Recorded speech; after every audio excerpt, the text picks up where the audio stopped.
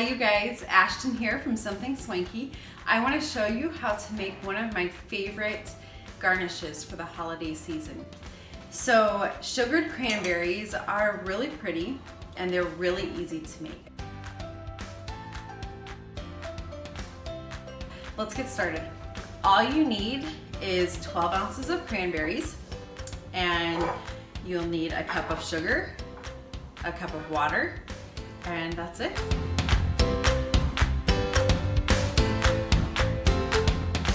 Okay, once you've made your simple syrup, you want to let it cool off a little bit because you don't want to put the cranberries in there when it's really, really hot, because we're not trying to cook them or we don't want them to burst or anything. So let it cool down just a little bit and then pour it into a mixing bowl, something obviously that can withstand the heat.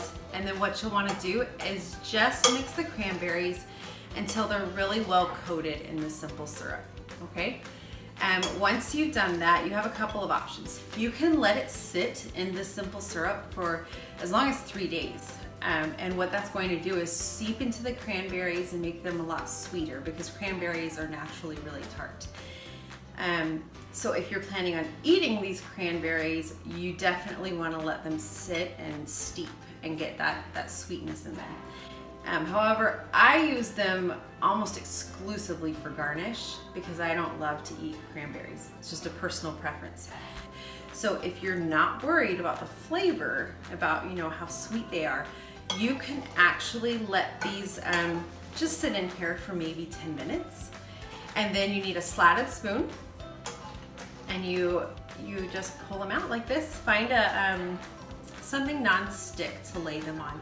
I like using these silicone baking mats for this. Parchment paper, wax paper, those would both work well.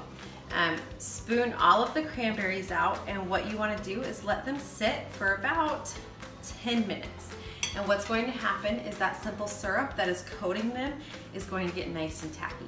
Don't let them sit too long or else it'll dry completely and they won't be tacky enough. Because what we're going to do after this is roll them in sugar and let that sugar adhere to the tacky syrup surface, okay? So once your cranberries have sat out for maybe 10 minutes, they should be nice and sticky, all right? Once you're at this point, you can just get about a cup, start with a cup of sugar, we'll maybe work up to 2 cups, and just sprinkle it on. And you know what, I forgot to mention, you'll actually want to transfer those cranberries obviously from the mat to a bigger mixing bowl like this, okay?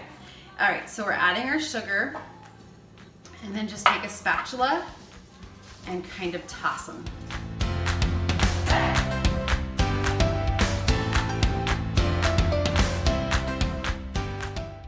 Once you've finished coating the cranberries, you'll want to lay down another non-stick surface. You can use that silicone baking mat again, or you can switch over to some parchment paper. As long as it's non-stick, you'll be just fine. Go ahead and pour those cranberries out, our sugared cranberries, and now they are ready for use. You can find this recipe on my other blog, keatseats.com.